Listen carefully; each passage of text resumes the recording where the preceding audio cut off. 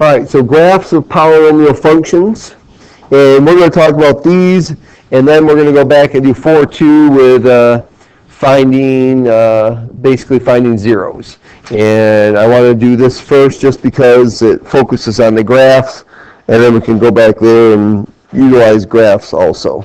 So, reminder of the standard shapes for polynomials, that if we have odd degree polynomials, then they're going to end up starting at negative infinity and end up at positive infinity. Okay, there might be a whole bunch of stuff in there in between, or it might start at positive infinity and end up at negative infinity. And we talked about this in Algebra C at one point in time, about odd degrees. But with all odd degree polynomials, they're going to cross the x-axis at least once. Okay, they have to, because they have to go to negative infinity and positive infinity with their y values at some point in time. So they have to cross the x-axis. Even degree polynomials could look like this, where either both ends go to positive infinity or both ends goes to negative infinity, depending on the value of a. So if it's if a is positive, it smiles on the ends, and if it's negative, it frowns on the ends. And there could be all that other stuff in between there, but those are always going to happen. Okay? All right. Continuity. All right. So remember that all polynomial functions are continuous. That means that as I move from left to right, we're going to always see some value for y. And then end behavior just tells us what's happening on the ends. So if the degree is odd, then at one end it's going to go up and the other end is going to go down. If the degree is even, then either both ends are going up or both ends are going down. They have to do the same thing. Okay. All right. Okay. So the end behavior for polynomials, and we actually looked at this type of graphs in Algebra C. We had a nice little chart that we looked at in Chapter 6, actually, of Algebra C. Just did it recently with them. That when it talks about the end behavior. Okay? So if we have an even degree and a positive leading coefficient, the end behavior is always going to be that the graph goes to positive infinity. So as x goes to positive or negative infinity, y always goes to positive infinity. There might be a whole bunch of stuff in the middle here, okay, but the ends are going to go to positive infinity. Okay?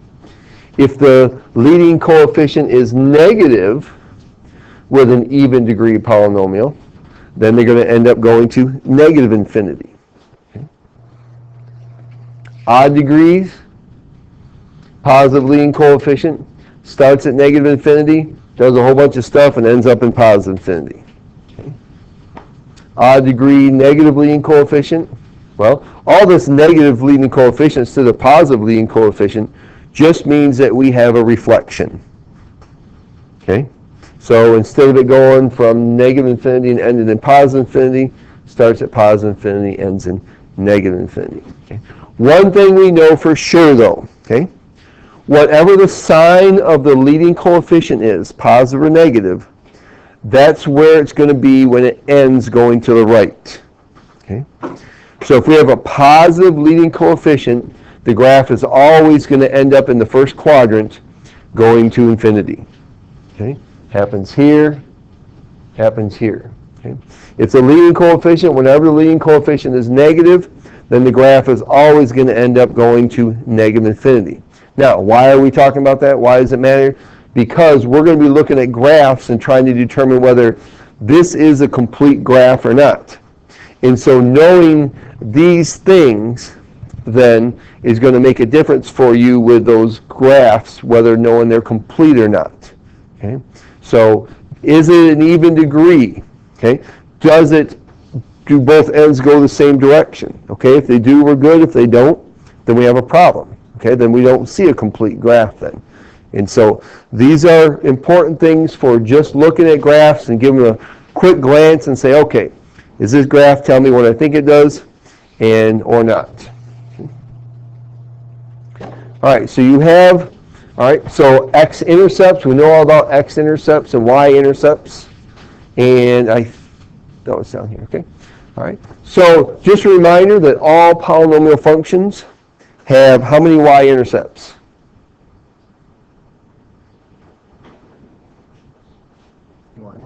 One, okay? Because they're continuous, all right? They move from left to right, okay? And how come there's not more than one? Okay, it would not be a function anymore, okay? All right. And we know that there's at most n x-intercepts, all right, where n is the degree of the polynomial. That we could have, if it's a fifth degree polynomial, we could have 5 x-intercepts, we could have 2 x-intercepts, right? But at most, there would be 5. Right? And we're going to talk about multiplicity in just a minute. Right, we'll come back to that one. All right, so you've got these questions on your sheet, and I want you to go ahead and to answer those for me. So take a moment and do them. These first, okay, so we know that every graph has a y-intercept because they're all continuous. So as they move from left to right, there's continuous functions, so they have to cross the y-axis at some point in time. If they had more than one, it would not be a function. And why is the y-intercept a sub 0? Okay, but it's a constant. All right, that's true. All right. I need another reason for that than that, besides that. Okay. Well, what do we know about the y-intercept? What's the x value for the y-intercept? 0. So if I put 0 in for all the x's, okay, they would all become 0, and the only thing left then is just a sub 0. Okay. All right, and how about letter D? Which ones have x? Which do not have x-intercept and y? Andrew, you know? I'm going to guess B and D. B and D do not, and they do not because why? I put for B because it crosses the the y-intercept is positive 9 and it's positive, so it's ending in the first quadrant. So okay. All right, so if you look at the graph of it, it looks like this. All right, doesn't cross the x-axis. And the graph of this is the same, right, except for it's the other way. Yep, 16 units down. Okay, so it's a frown that's been shifted down. This is a smile that's been shifted up. Okay. All right. So back in Algebra C, we talked about multiplicity. Right? And so we're going to review multiplicity again. And multiplicity talks about how many times a factor is in your equation. So we talked about it if we looked at the graph and what happens with the graph. And if we look at this graph here that we've got here, that whenever the graph touches the x-axis, right, and goes back, so it looks like a quadratic or a 4th degree or 6th degree, okay? Anytime it does that, we know that the degree of it is going to be even. Right? If it goes right straight through the graph, like it does here at -1, then we would say that's linear because it acts like a linear function when it goes through. But over here at +1, because it bends going through there, that we know that the degree of it is going to be odd but greater than 1. Because if you graphed all the even functions, x squared, x to the 4th, x to the 6th, x to the 8th, okay, those graphs will come down, touch the x-axis, and go up. Okay? Where if you graphed x cubed, x to the 5th, x to the 7th, you would see as they went through the x-axis, they would bend just like this one does here. Right? So whenever the graph goes through the x-axis, we know it's going to be an odd degree polynomial at that point in time. The factor is odd degree. And anytime it touches it and goes back, we know it's going to be an even degree. Right? So odd degree, graph crosses the x-axis at some value of c. Even degree, it touches. So in this case also we can see that here they talk about, all right, here's these factors then. Right? x plus 3, that factor is 2, all right? Because it's an even degree polynomial there, so when it gets to the x-axis, it's going to touch it and go back to the direction it came. X plus 1 has a degree of 1 because it goes right through the x-axis at negative 1. And here, x minus 1 is to the third power because at x equals 1, the graph goes right through it, except for it bends there because it's greater than 1. How many of you remember having that conversation when we did Algebra C? Okay, all right. Okay. So here you have this polynomial function, and I've actually made a table because I like what the table does for us. So it says state the multiplicity of each 0 and tell whether the graph of f touches or crosses the x-axis at each corresponding x-intercept. All right. So we know the zeros are just all of our factors. So we've got zeros of negative 1, positive 1, and positive 3.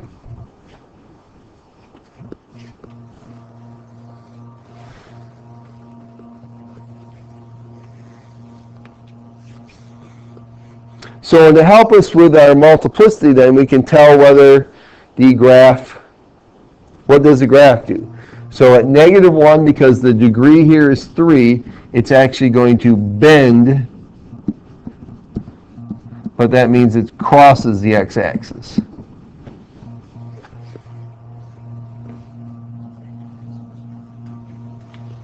At positive 1, the degree is 1 here, right?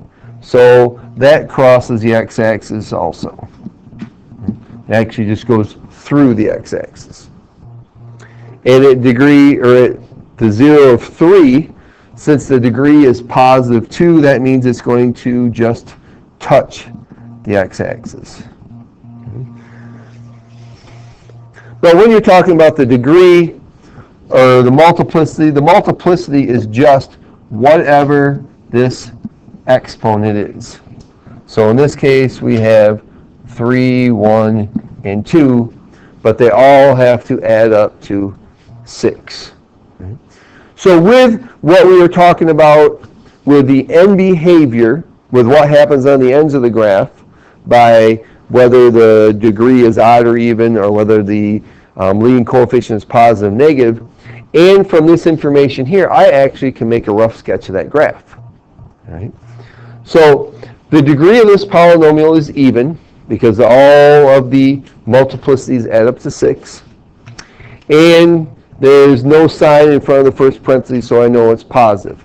So I know that this graph has to look something like this when it goes along. Okay? I don't know exactly what it looks like. I do.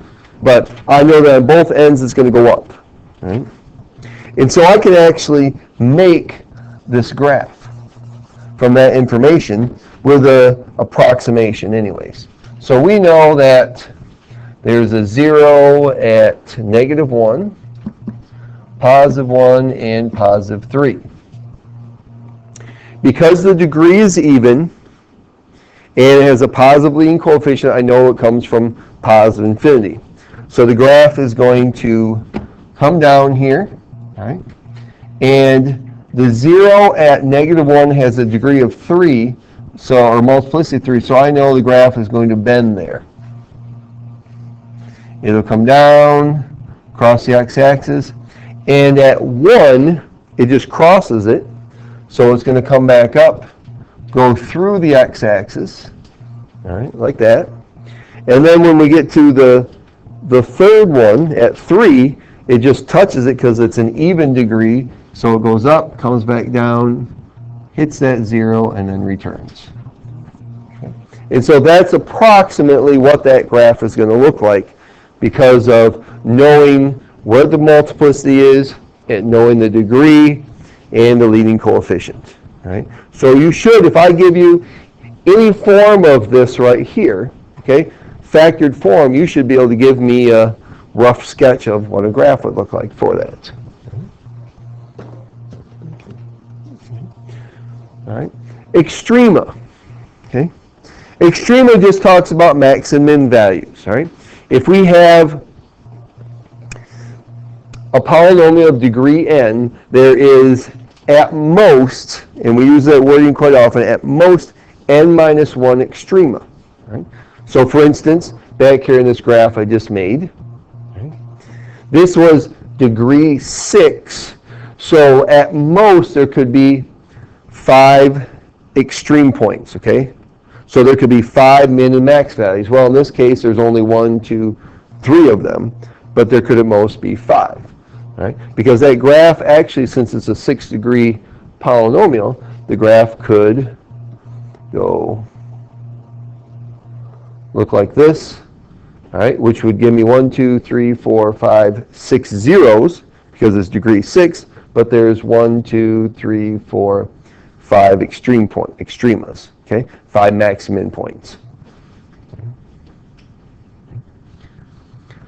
Which means then for points of inflection, all right, and we talked about points of inflection, then there could be at most n minus 2 points of inflection, because the only way you can get a point of inflection is if you have a max and a min, all right, because that point of inflection is where it changes from being concave up and concave down.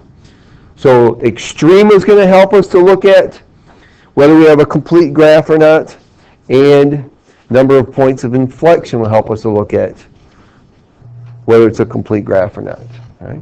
So here we have this function, x to the 4th plus 11x cubed plus 25x squared minus 50x minus 70, and we're going to find the smallest window that it will fit in. So take out your calculator and put it in your y equals. And we have to think about a couple of things before we start graphing. Okay? First of all, what's the leading coefficient? Is it positive or negative? Okay, so the leading coefficient is positive. All right. And what is the degree of the polynomial? Okay, the degree is even, all right, because it's a 4. Okay, but the degree is 4. So how many extrema can it have? Okay, so it can have 3 extrema. That means either two maxes and a min, or 2 mins and a max. Okay? So when we graph this to see a complete graph, we need to understand these things. Right? So there could be, since it's a positive leading coefficient, even degree, we know it's going to start at positive infinity and end up at positive infinity. Okay? And in between there, then, it could do this. Okay? 3 extrema. Oops, that's too many. All right, here's 1, 2, 3, and back up. All right? So I've got to look to make sure I have a complete graph. I should be able to see, all right, these 3 things. Will they always have Okay. 3, or it's just... No, they won't always have 3, because if I graph just x to the 4th, that only has 1. Okay? So let's put it in our y equals and see what we get here then.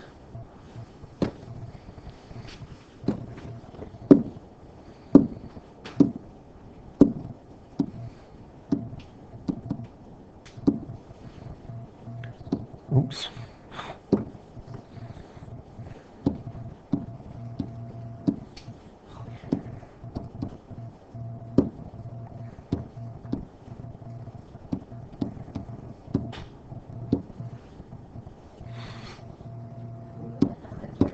I know, it's all that.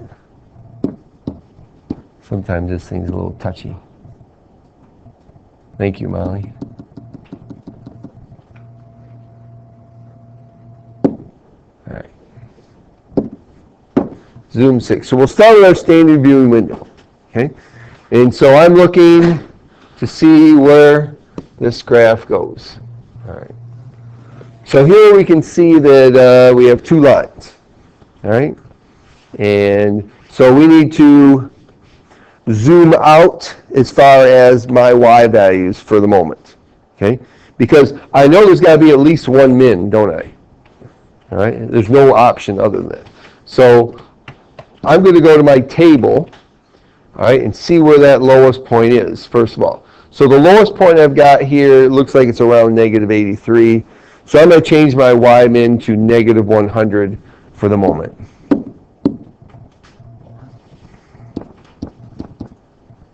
All right. And change my scale to tens. All right, let's see what we get then.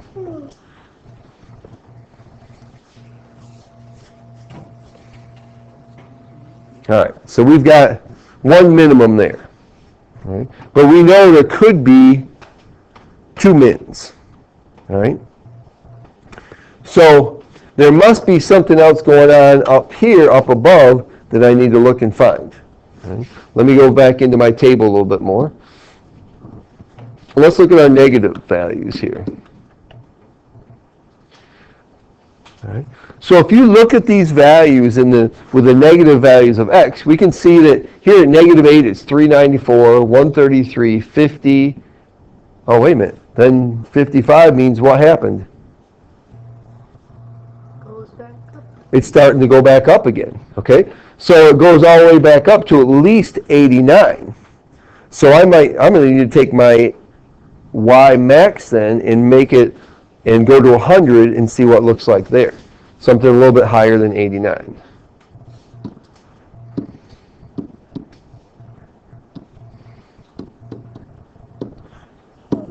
All right, let's see what we get now. Bless you. Oh, there we go. Now we can see all three extrema.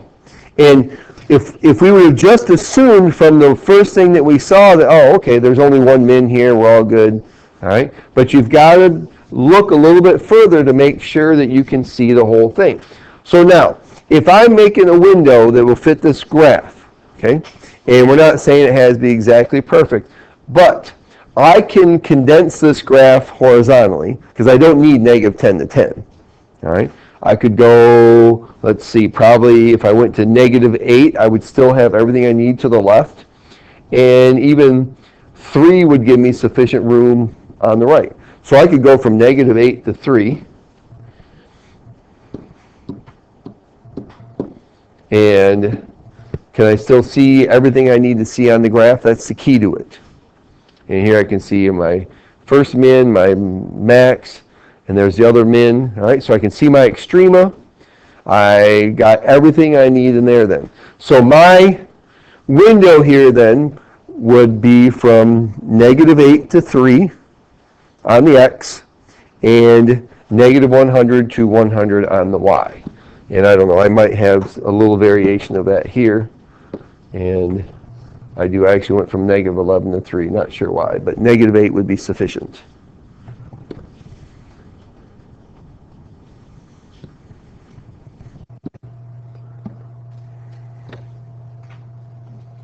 All right. Negative 8 to 3 and negative 100 to 100 would give me, so I can see that whole graph. Okay. All right, so I want you to do number 3 then. Okay. Even though the graph looks flat in that spot, anytime if it is actually traversing, okay, almost one full point, right? It looks like it's completely flat from x equals 1 to x equals 2, doesn't it? Okay. Anytime that's the case, you can be pretty much guaranteed that there is some fluctuation there, that there is actually a max value and a min value there. Okay? And you don't have to go looking for something somewhere else because it's right there. So let's change my window here from negative 1 to 3. And let's see if that helps me.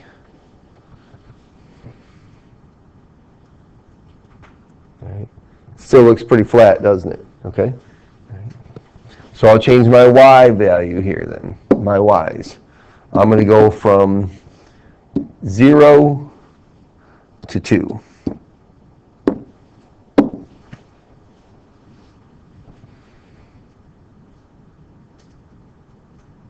All right, do you see that? That there is just a little bit where it actually drops back down and goes back up. So all my extrema is right here. Right? So this window actually right here would be sufficient to be able to see everything. All right? So anytime you see where it looks like it's flat, it's actually not. And let's see if I can make it even a little bit better. Let's go from 0.5 to 1.5.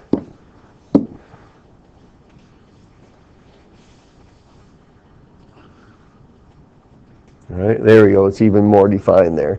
So there is actually a max and a min there. It's just so anytime you see where it's flat like that, you can assume there's a max and a min there. You just got to zoom in far enough to be able to see it. Okay. All right. So the actual window I used here, actually -3 to 5 and -2 to 3 will actually show you everything. So sometimes even a bigger window, so you can see where I've got it here, that my window is a little bit bigger than some of the ones that you were looking at, but it still shows the true that there is a max and a min there. Right? And so anytime you've got that where it looks like it's level, okay, or flat for a while, there is truly a max and min there. Okay.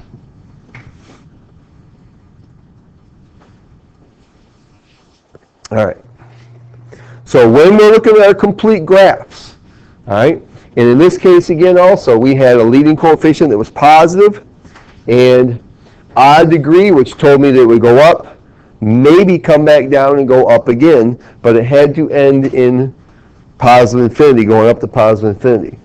So let's look at this graph here. All right. It says determine if the graph shown below is a complete graph of this function without using your calculator. All right. So we need to write down those important features that we're looking for. All right. So first of all, what is the degree of this polynomial? Okay, so the degree is 5. So for a complete graph, we want to look at these things. Okay? What is the degree? What's the leading coefficient? And how many extrema are there? All right? So to find a complete graph, we need to know those three things. So what's the leading coefficient here? Okay, all right, 0.02, but it's a positive 0.02. All right, so we really want to know whether it's positive or negative. Okay, so how many extrema could we have? Okay, 4 extrema then. Okay, so if we look at this graph right now, then how many extrema do we see? We only see 3. Okay, so there could be another one. Okay, but the degree is 5, leading coefficient is positive, which means from back in that chart we started with, the graph, since the degree is 5, leading coefficient is positive, we know that the graph has got to start down here and end up there. Right? Does it? No. So what's it missing? Another 0 to the left. So some point in time up here, this graph has to change directions and come back down. All right? So by the degree, leading coefficient, extrema, I knew that this could not be a complete graph. But the thing was that because of the degree 5 leading coefficient being positive, I knew it had to be something more to the left, not something more to the right. Okay? If the leading coefficient would have been negative, then it would have needed to come down to the right-hand side where I was missing something. Okay? All right, so this is talking about the graphs, all right, the shape of the graphs, what we see like that. That's all basically what chapter 3 or lesson 3 is. Okay, all right, so we're going to go and look at some of the stuff from lesson 2 then. So why isn't it a complete graph? This was not a complete graph because it did not show all of the extrema according to these information then. Okay. Because with the leading coefficient being positive and the degree 5, I know it had to start at negative infinity and end up at positive infinity. If the degree would have been, or if the leading coefficient would have been negative, then it would have had to be, I would have had to add a part down here instead. If we would have said the degree was even, then I would have had a complete graph. Because it was going, okay, both of them going up. All right. Okay, zeros. And we talk about the zeros for a polynomial. We have rational zeros, which all rational values are things that can be written as a fraction. So that means that if there's decimals, they terminate or they repeat. Okay. And we're mostly just going to look at finding them with our calculator. Okay? Fair enough. Mm-hmm. So there is a way, they have what's called the rational zero test, that you can estimate what they are. All right, and this is one of the things that Hani's probably done. All right, because in Germany they don't use a calculator as much as we do.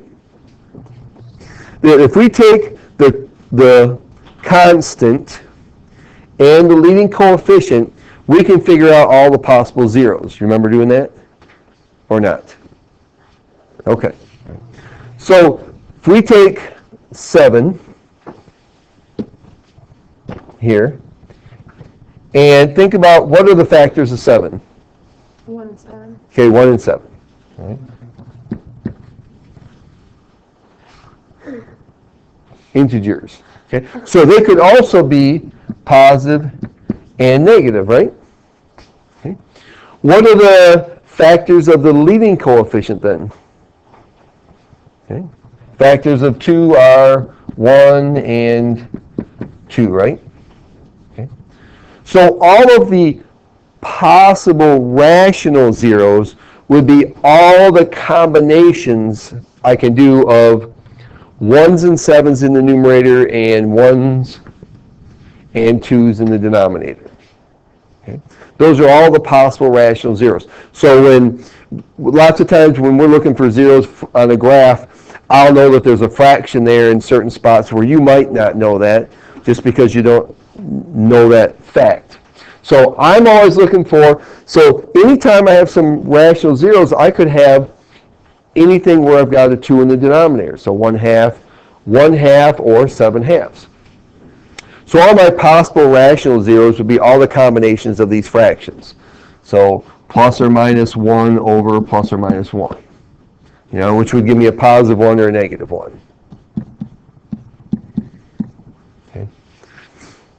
Or plus or minus 7 over plus or minus 1, which would give me positive 7 or negative 7.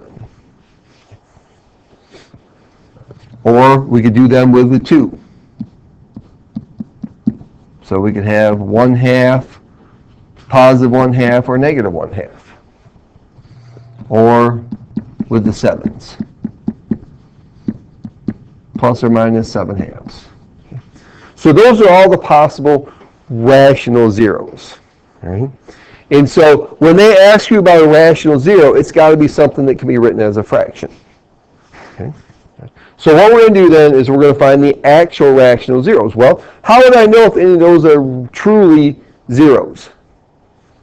What could I do with those numbers? Okay? I could plug them in, right? And see if I get 0. Okay? And so when I was your age and we were doing this, I would have to sit down and plug each one of them into the equation and find out which ones equal 0. Okay? That was fun. Okay? But because we have technology, we're going to use technology to find them anyways. So put this function into your y equals.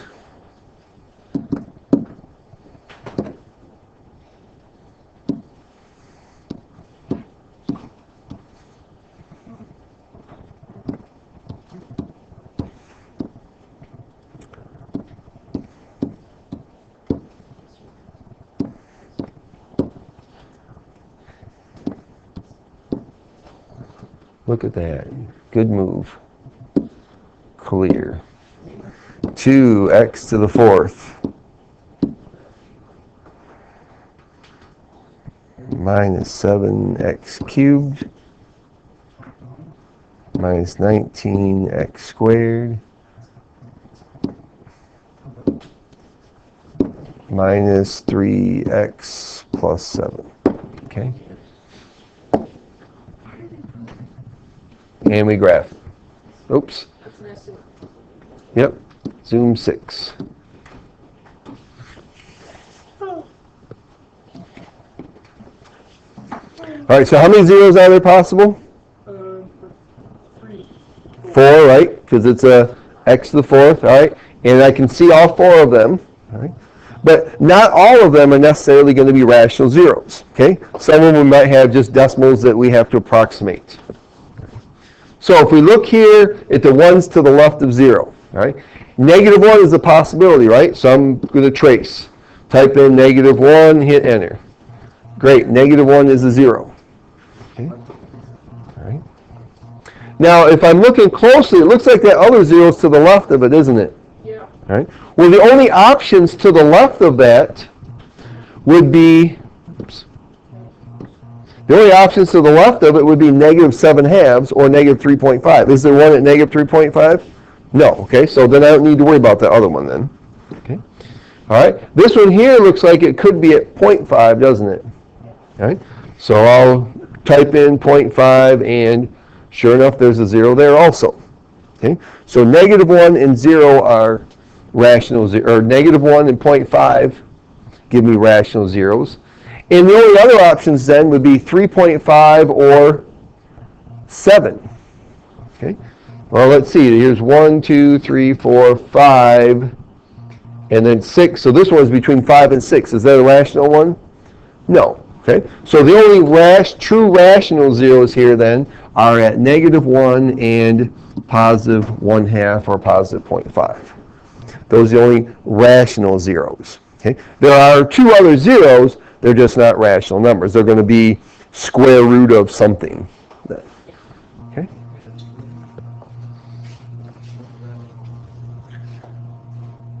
All right. So now that we've got this in our y equals still, let's find the other two. So how do I find those other two zeros?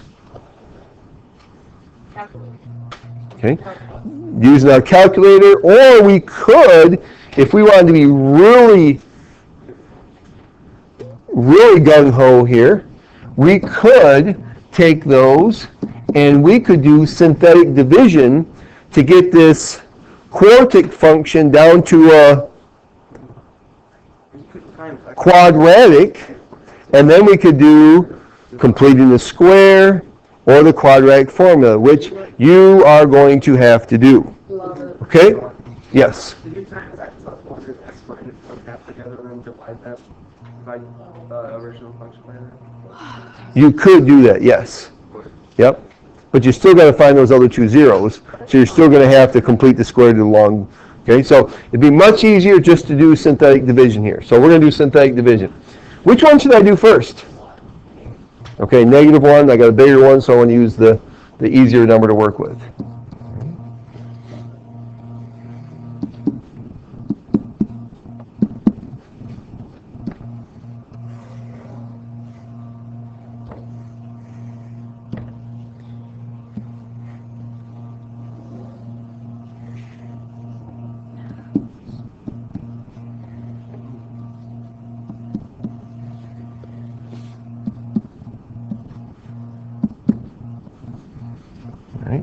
So by plugging in -1, I've reduced this quotic to a cubic, right?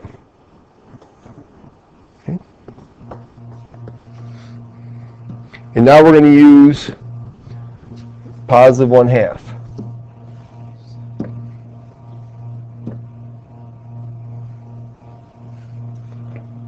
Maybe.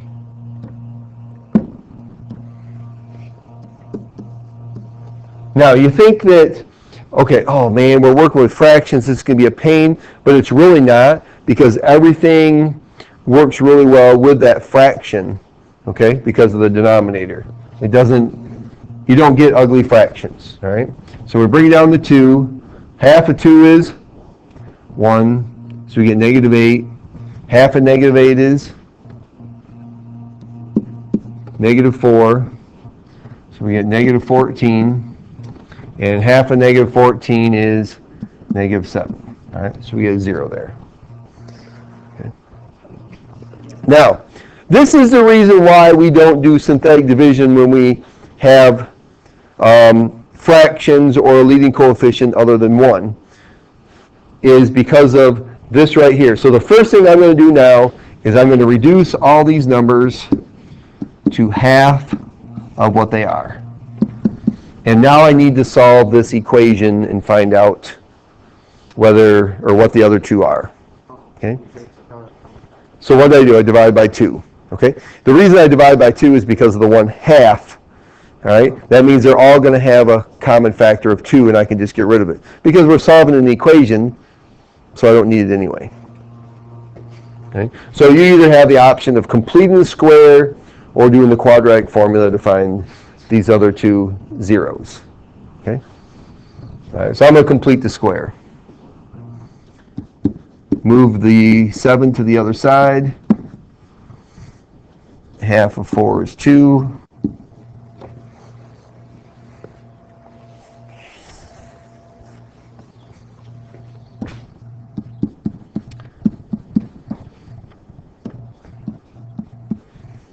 So we get x equals 2 plus or minus the square root of 11. So all of my zeros then are -1, 1/2, and 2 plus or minus the square root of 11.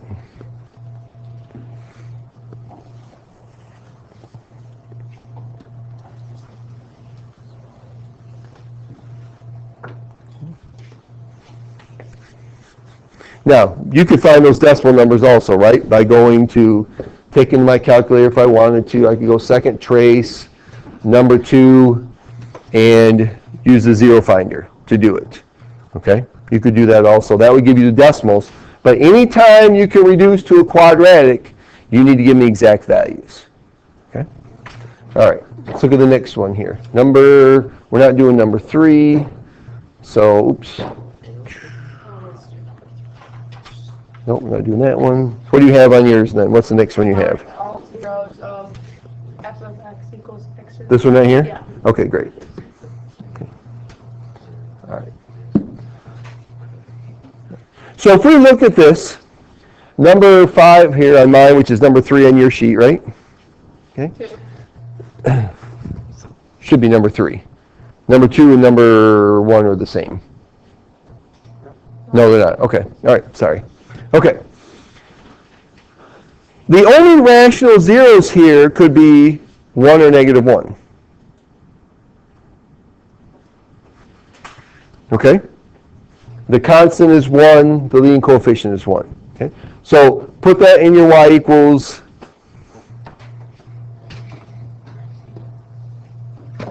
So here's a graph of this function. All right? And it doesn't look like -1 or 1 are zeros. All right, so in this case, all I'm going to do is just find them. All right, so you have two options. Just use your zero finder, okay? All right, and actually, I'm just going to tell you that one. All right, there is an app you can use also if you guys, some of you might remember using it before. If not, then that's okay. Just find them on your using your zero finder. Okay.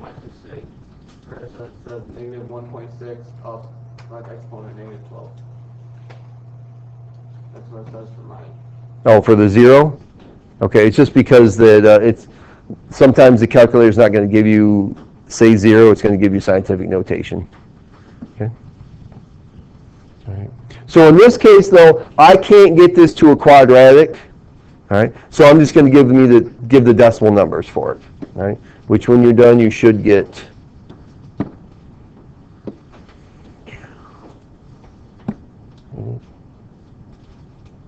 Oh, it was a different thing here. That's not what I want. Okay. All right. So just find those decimals, and that's sufficient then. Okay. For this graph. So anytime there's no rational zeros, all we're going to do is find the decimal values for them. All right.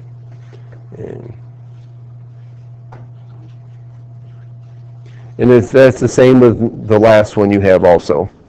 Okay? So don't worry about finding all the rational zeros, but if you can, like I said, if you can get it to a quadratic, then you want to be able to do that, and then you can use the quadratic formula to find them. Okay? And the quiz will end up being